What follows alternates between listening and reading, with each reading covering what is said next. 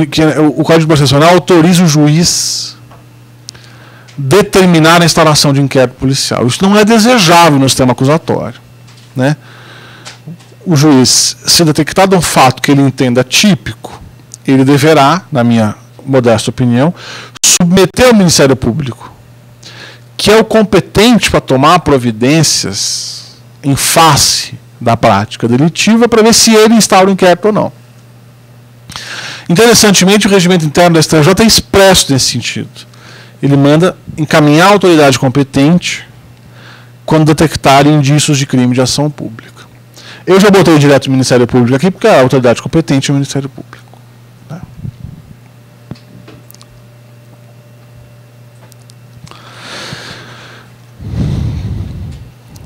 Findo, então, esse primeiro bloco geral de competência, que era um bloco grande, importante, eu ainda previ aqui para a nossa conversa algumas hipóteses de decisão monocrática, as regras de prevenção e, para encerrar, as regras de substituição, que tem uma importância muito grande para quem milita nos tribunais superiores. A gente vai chegar lá. O presidente do Supremo tem algumas competênciazinhas monocráticas que valem a pena ser mencionadas. Antes da distribuição, quem decide pedido de assistência judiciária é o presidente da Corte, é o presidente Supremo. Depois da distribuição é o ministro relator. Agora, o que interessa aqui é o seguinte. Quando eu trabalhava como assessor, chegava todos os dias, sem brincadeira, de 2 a 3 habeas corpus de preso. Impetrado lá, com papel ao maço, de própria mão. Né? O que ele fazia? Ele fazia mais ou menos o mesmo textinho para todo mundo. Para o TJ, para o STJ, para o STF, disparava habeas corpus. Né?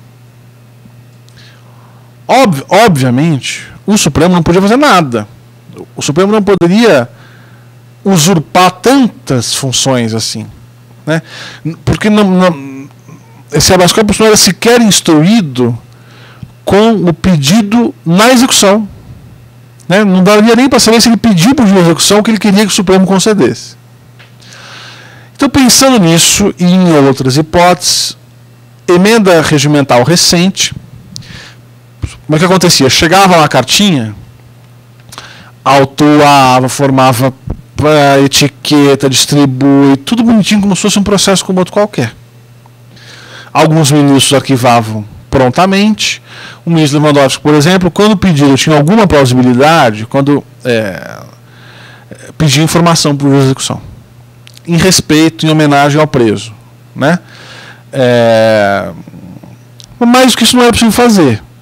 Então, era razoável que alguém na presidência, um técnico na presidência, quando batesse o olho e visse tucur, que não era competência da corte, negasse seguimento ou pedisse informações, mas tivesse um procedimento unificado. Então, hoje, o presidente pode fazer algumas coisas monocraticamente. Quando o agravo de instrumento, o recurso extraordinário, forem ineptos ou manifestamente inadmissíveis, então ele não está instruído, não tem preparo, se for o caso, ou o sujeito errou, ele interpôs um recurso especial no Supremo, manifestamente incabível, manifestamente intempestivo, deserto, alguma coisa assim, nem distribui. Já pode o presidente monocraticamente matar aquele processo. Por um princípio de economia processual, se aquilo é autuado, aquilo demanda recurso da corte, aquilo ocupa distribuição, aquilo vai à conclusão, etc. e tal. Limpar isso. Bem como quando a matéria não tiver repercussão geral conforme a jurisprudência do tribunal. Atentem bem, não é que o funcionário vai olhar e falar, tem repercussão ou não tem. Ele vai falar, não, esse verbete já foi decidido, e o tribunal já decidiu que não tem repercussão geral, e aí, nesse caso, o presidente pode monocraticamente negar seguimento. Eu sou obrigado a aceitar?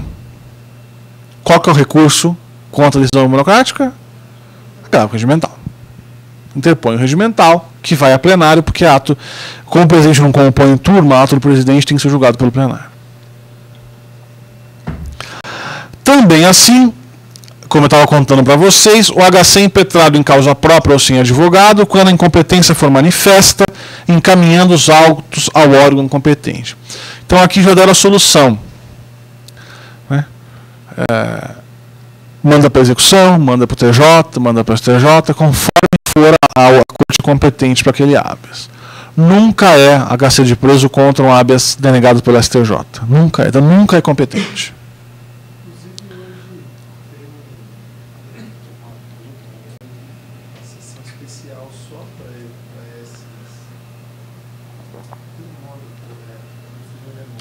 Uma sessão.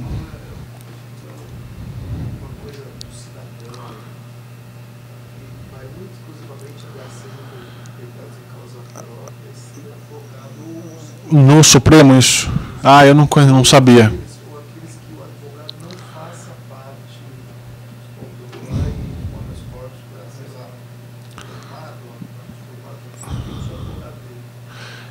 Que o advogado funciona não como impetrante, sem mandado para ser impetrante.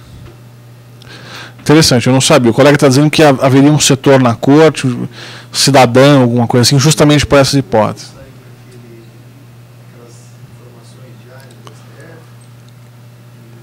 Que haveria essa sessão. Ah, obrigado pela notícia, eu não sabia disso. Bom, uma hipótese regimental famosa é a possibilidade de o presidente decidir questões urgentes nos períodos de férias ou recesso. Né? Os senhores sabem que o Supremo tem recesso de 20 de dezembro a 6 de janeiro, mais ou menos, e depois no mês de julho. Eu achei que fosse regra que o presidente e o vice se alternassem, mas não. Aparentemente o ministro Peluso não vai querer se ausentar, ele vai querer cumprir o recesso todinho, a notícia que eu tive. Mas, historicamente, 15 dias era o presidente, 15 o vice, para todo mundo poder tirar férias também. Isso aqui, essa é uma previsão que era regularmente utilizada pelos advogados, criminais pelo menos. Né? Veja, o ministro Gilmar, em matéria criminal, é um ministro progressista, um ministro, proporcionalmente, ele concede mais habeas corpus do que o Joaquim, do que a Carmen Lúcia, por exemplo. Então, quem pudesse esperar uma semaninha ou duas, não ia arriscar uma distribuição desgraçada, impetrava nas férias. Pela minha experiência nesse ano, o ministro Peluso, já atento a isso, decidiu pouquíssimas liminares, substitutivamente, né? Preferindo despachar que o feito não era tão urgente que não pudesse aguardar a regular distribuição em agosto, quando o ministro competente poderia apreciar, etc, etc. No que está lá, ele não está errado também, né? Porque o juiz natural é o juiz natural, a gente não pode também ficar fazendo tanta exceção assim ad hoc ao juiz natural, né? O que o relator pode fazer sozinho, então, monocraticamente? Determinar a subida do agravo do instrumento, homologar desistências, julgar prejudicado o recurso que tiver perdido objeto. Então, impetra um habeas para que a STJ julgue. Nesse meio tempo ele julga. Perdeu o objeto, o ministro pode monocraticamente decretar a perda do objeto. Bom, o paciente morre, né? Determinar o arquivamento do inquérito quando assim o requerer o Ministério Público Federal. O Ministério Público, em requerendo arquivamento, o juiz discordando, regra geral, tem o artigo 38 do CPP. Não é isso? Ele submete ao Procurador-Geral. 28, Procurador-Geral. No Supremo não tem jeito, porque quem está pedindo arquivamento é o próprio Procurador-Geral da República. Então, nesse caso, o Ministério Público é meramente homologatório. Né? O ministro não tem como negar esse pedido. E aí julgar o pedido da assistência judiciária após a distribuição. Antes é decisão do presidente. Ainda, o relator pode... Isso aqui eles adoram. Artigo 21, parágrafo 1º. Negar seguimento a pedido ou recurso manifestamente inadmissível. Né? Por que eles gostam dessa previsão? Nós vamos ver em seguida que o que gera prevenção no Supremo é quando o ministro conhece de habeas corpus, da segurança, etc. Na negativa de seguimento, não tem conhecimento, diz a interpretação corrente. Então, quando é incabível, a superação da súmula 691, sabe essa súmula que proíbe HC contra a decisão do STJ que negou liminar. Então, liminar de liminar não pode. Quer dizer, não pode em regra, às vezes pode. Mas quando o ministro acha que não pode, não está afim, ele não indefere, ele nega seguimento. Porque não gera prevenção. Porque nesse caso, a hora que o STJ julgar, você vai voltar com o habeas, e ele estaria prevento. Certo? E, como prevenção é trabalho, o ministro foge da prevenção. Qualquer ministro foge. Ele ainda pode, no caso do recurso extraordinário, prover, desde logo o recurso extraordinário, quando a decisão atacada divergir de súmula do Supremo. Não estou nem falando de súmula vinculante, as súmulas do Supremo. Se a decisão atacada diverge frontalmente da súmula, ele pode monocraticamente prover o recurso extraordinário. Tá? Para evitar julgamentos necessários. Porque se já simulou, a posição do tribunal está consolidada. Então ele pode monocraticamente resolver isso. E aqui uma previsão interessante, apenas para conhecimento, senhores, uma reforma regimental recente, dizendo que o relator pode convocar juízes ou desembargadores para a realização de interrogatório e outros atos de instrução de ação penal ou inquérito. Então, Joaquim Barbosa, no caso do mensalão, expediu cartas de ordem, como se chama, né? Delegou competência para outros juízes realizarem. Por essa emenda regimental, ele poderia convocar um juiz ou um desembargador que instruiria o processo. Designar audiência, inclusive suspensão do processo, descer de questões incidentais, etc, etc, etc. É um ministrinho para ação penal e inquérito. E não é que ele faz, às vezes, de um assessor, não, que prepara o voto e o ministro decide. É o juiz que decide, caneta, e cabe recurso. Eu teria dúvida se merece o nome de recurso aqui, que nós estamos dentro da mesma instância, mas, enfim, ao relator no prazo de 5 dias, quando você discordar da decisão do ministrinho do juiz convocado. Eu não tenho notícia ainda do juiz convocado que esteja fazendo isso na corte. Mas a previsão regimental está definida aqui, está aberta. Então, eu não tenho notícia ainda de um juiz que tenha... O que todos eles têm hoje é uma previsão regimental também de convocar juiz como assessor. Né? Todo ministro tem 6 assessores pelo regimento e o presidente tem 12. Abriu-se agora uma possibilidade de, além desses 6, os ministros convocarem mais um juiz como assessor e o presidente 2. Quase todos os gabinetes têm juiz como assessor. Agora, funcionando como ministrinho, assim, eu não vi ainda. Tá? Chegamos ao STJ, então, e as decisões monocráticas no STJ.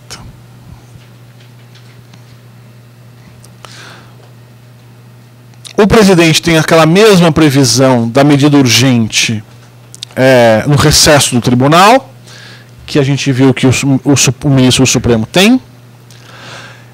Também é o presidente que decide pedido de livramento condicional, assim como incidente em indulto, anistia e graça. Né? Então veja que as questões de execução da pena propriamente ditas foram afetadas monocraticamente ao presidente. Até porque são excepcionalíssimas. Né? Quando é que o livramento condicional impena privativa de liberdade executada por uma decisão de competência originária do STJ. É elefante branco. O relator tem parte daquelas decisões monocráticas que a gente viu do Supremo. Agravo de instrumento de decisão que inadmite recurso especial, ele decide o agravo de instrumento sozinho, monocraticamente. Julga recurso prejudicado por falta de objeto, como a gente já viu. Determina o arquivamento do inquérito policial, pelo mesmo fundamento do Supremo, também é Procurador-Geral da República. O Subprocurador-Geral da República no STJ age por competência delegada do Procurador-Geral da República. Portanto, é como se fosse ele mesmo pedindo arquivamento. E pode negar seguimento a pedido do recurso manifestamente intempestivo, incompetente, improcedente, contrário à súmula, etc, etc, etc. De maneira muito semelhante ao Supremo.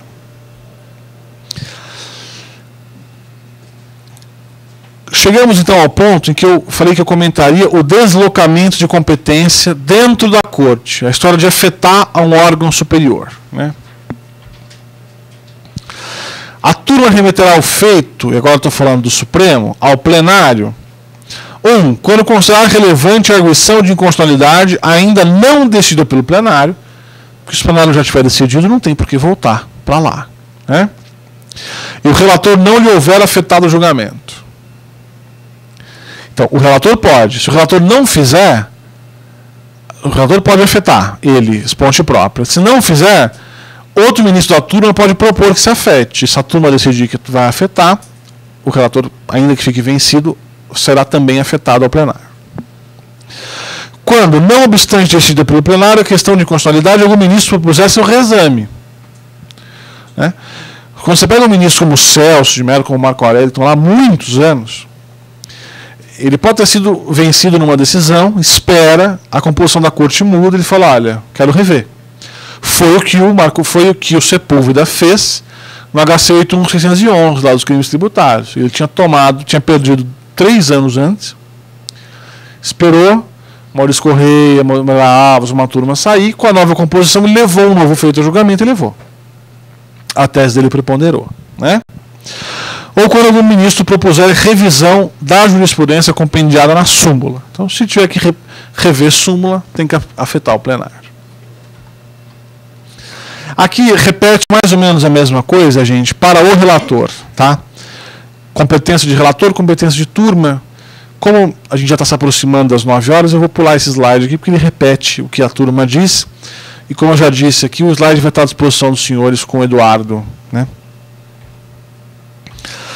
Também no STJ nós temos essa previsão, né, que as turmas vão remeter os feitos à sessão, quando o ministro propuser revisão de súmula, quando convier o pronunciamento da sessão pela relevância da questão, e para prevenir divergências entre turmas da mesma sessão, é para isso que, né, sobretudo no STJ, que é um órgão de uniformização de jurisprudência, essa preocupação tem que estar presente. Nos incidentes de uniformização de jurisprudência.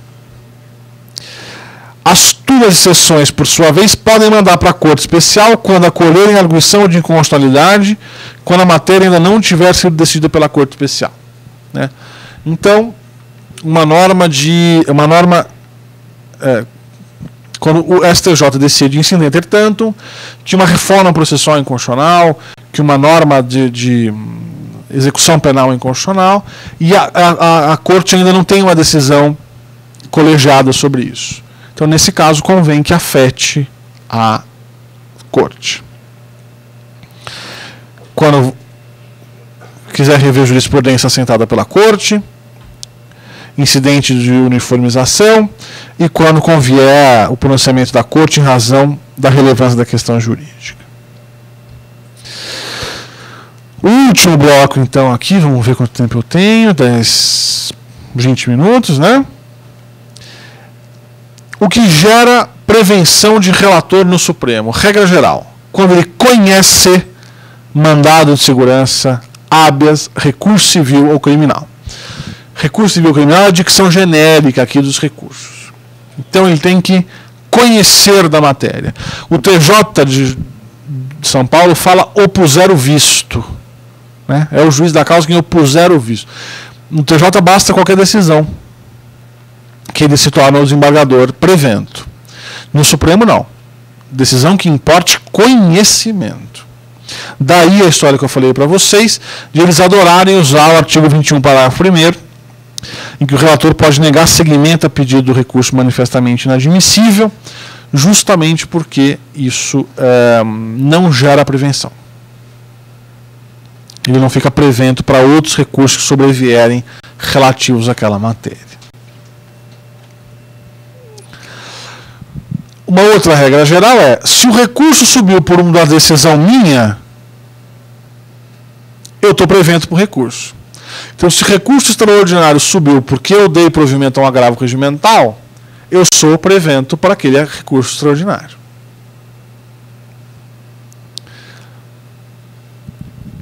Agora aqui comecem a prestar atenção no seguinte. O que acontece com o ministro que se aposenta? Morre, vai embora. Né? Um novo ministro vem e herda o acervo dele. Certo? Mas não herda tudo. Né? Não é tudo que vai para o novo ministro. Então, nesse caso aqui, eu dei provimento ao agravo de instrumento para assumir um recurso e morri, ou me aposentei. Quando o recurso chega, ele chega para o meu sucessor. Haverá hipótese que isso não vai acontecer, nós vamos ver aqui. Nos casos de reclamação, segue para o relator da causa principal. Vocês podem ver, o ministro Lewandowski, que foi relator da DI, do Estatuto dos Advogados. Estatuto, como é que chama isso? Estatuto da OAB, não dos advogados, da OAB. Todas as reclamações referentes ao descumprimento dessa DI são distribuídas para ele, porque ele está prevento para as reclamações, porque ele foi relator da DI. Né? Então, prisão de advogado em estabelecimento que não é sala de Estado-Maior. Né? Podem ver, todas as decisões são do Lewandowski, porque ele tá prevento pela reclamação. Agora, aqui a gente tem um caso interessante. Né? O senhor se lembra do HC 82959, que foi o HC que julgou a inconstitucionalidade da vedação de progressão de regime em crimes hediondos. Foi uma verdadeira decisão de controle de constitucionalidade, que foi exigida pelo Pleno, só que não foi num instrumento reconhecido como apto a controle concentrado de constitucionalidade, foi num habeas. Não custou nada para o advogado fazer pedido de livramento, liberdade provisória ou progressão de regime na execução. O juiz ainda acostumado com ou simplesmente por discordar. Nesse caso, a norma não foi retirada do ordenamento jurídico. O controle é difuso. Indefiro, porque a Lei 8.632 não permite. O que ele faz? Ajuizava uma reclamação direto no Supremo. Vocês acham que o ministro Maclau alegou sua ideia ou não? Rapidamente. Bom, primeiro que esse mandado, essa reclamação não poderia ser conhecida. Né? Mas o Marco Aurélio levou uma questão de ordem para que parasse de ser distribuído para ele. Essas reclamações eram distribuídas livremente e muitos ministros concediam habeas corpus de ofício. Mas aí habeas corpus de ofício, não reclamação, porque a reclamação era incabível. Reclamação só de controle concentrado de constitucionalidade. E se o ministro saiu da turma? Aires Brito agora. Como é que vai ser os casos do Brito? Que saiu da primeira turma e foi para a segunda. Duas opções. Se ele foi o relator para o acórdão, os novos recursos que vierem são distribuídos dentro da turma.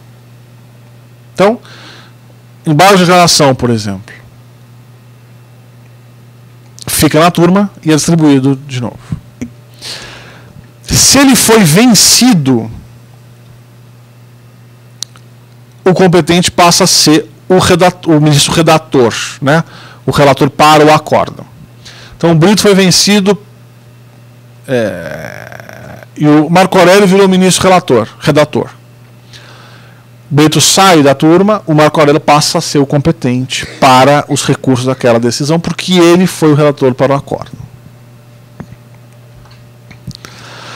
E se o relator vira presidente? O que acontece, né? Então, ainda no exemplo do Aires Brito, daqui a 1 ano e meio, ele vai virar o presidente da turma. que acontece nesses casos? Porque, da turma não, desculpem, do Supremo. Ele, como presidente do Supremo, ele sai da turma, ele deixa de integrar a turma.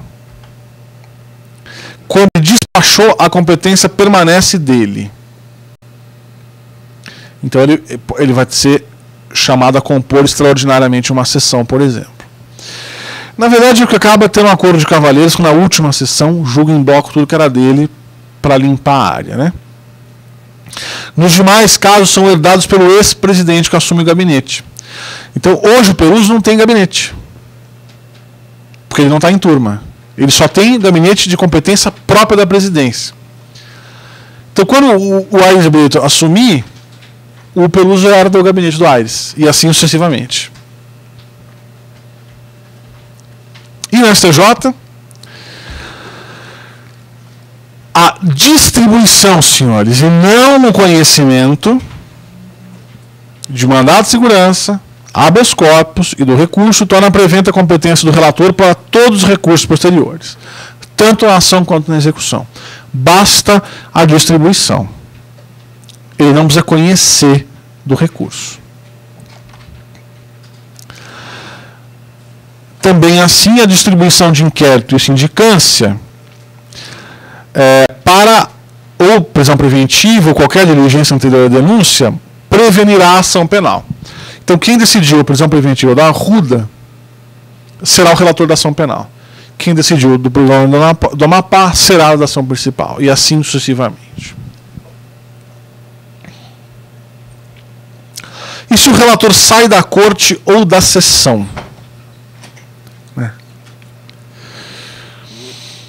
Ambos geram prevenção de turma. Então aquela turma continua preventa, ainda que ele saia. Né? Se ele foi vencido, a prevenção se desloca para o redator do acórdão.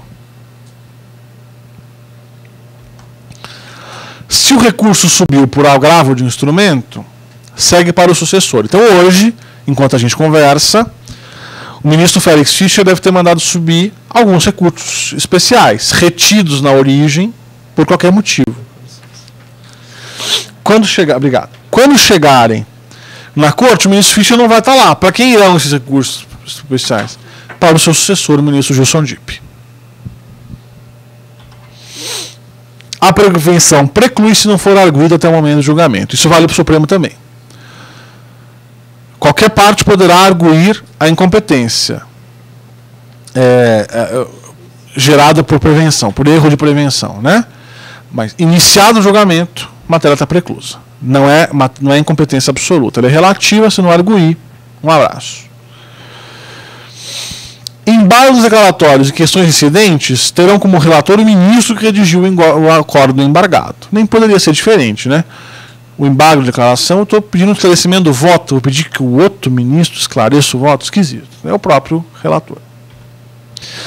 E o prolator da decisão monocrática impugnada será o relator do regimental, com direito a voto, diz o regimento interno do STJ. Eu mesmo vou ser o relator do agravo contra a minha própria decisão.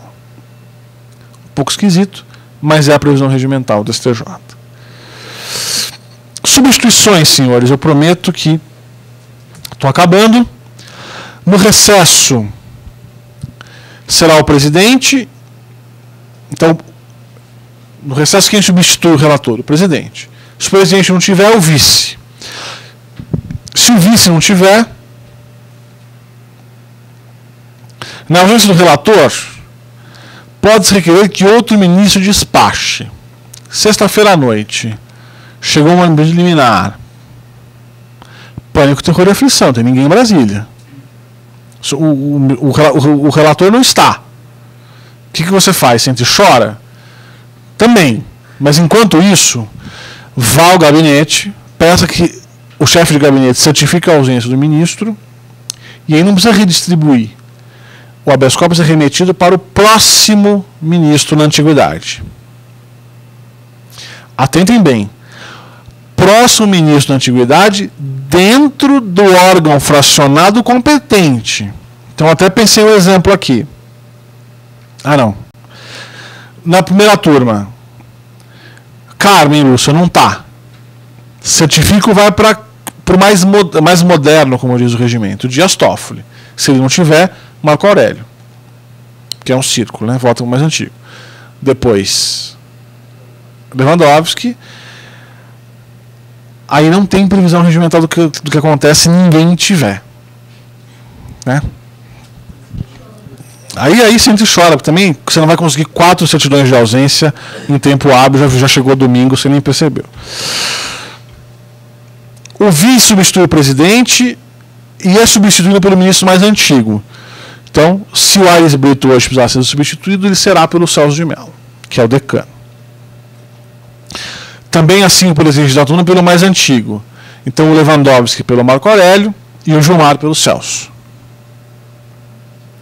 O relator é substituído pelo revisor nos casos que tiver revisão, que não são muitos, e pelo imediato e antiguidade.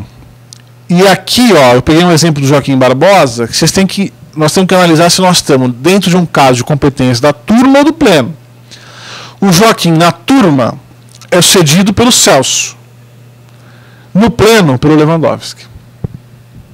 Que é a ordem de antiguidade que tem que ser observada. Pelo redator quando for vencido, isso a gente já tinha visto, mediante redistribuição em caso de licença ou ausência superior a 30 dias. Você tem que pedir essa redistribuição, não vai ser automática, mas está com habeas com o Joaquim Barbosa, ele tirou 30 dias de licença, agradeça a Deus, você vai ser livrado de um dos ministros mais rigorosos do Supremo e pede redistribuição. Em caso de aposentadoria, morte ou renúncia, como eu falei, o ministro que vem para minha vaga herda o meu acervo. Agora, pode ser que entre o meu voto e a abertura da vaga, eu precise lavrar, assinar acórdão, decidir incidente de execução, etc. Né? O ministro Eros, por exemplo. Até hoje não foi substituído. Né? Então, quem assina ou lavra acórdão vai ser o primeiro-ministro que me acompanhou. Porque se eu fiquei vencido, é fácil. O relator é o relator para o acórdão. E quando eu ganhei? O primeiro que me acompanhou, ele que vai assinar e lavrar acórdão até alguém ser nomeado em meu lugar.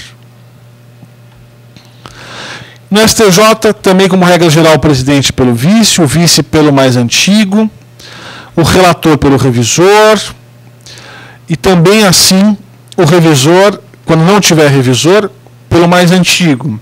E atentem para o órgão em que se está. Com o ministro Gilson Dipp dá para fazer um exemplo bacana. O Gilson Dipp é sucedido na Corte Especial pelo Carvalho, na sessão pela Maria Tereza e na turma pela Laurita Vaz. Então você precisa saber bem qual é a competência desse órgão na hora de pedir a substituição do ministro. Quando vencido pelo redator, nesse aspecto é igual, mais de 30 dias redistribuição também é igual. Quando houver transferência para sessão, pelo ministro que o suceder, né, o que vier substituí-lo na vaga, ou que estiver acompanhado após o voto, aquela história. Entre o voto e a minha aposentadoria, o primeiro que me acompanhou é quem lavra, assina o acórdão, etc. Para afastamentos superiores a 3 dias, admite-se redistribuição. Isso é importante. Dos habeas corpus, mandados de segurança ou cautelares que demandem solução urgente. Né?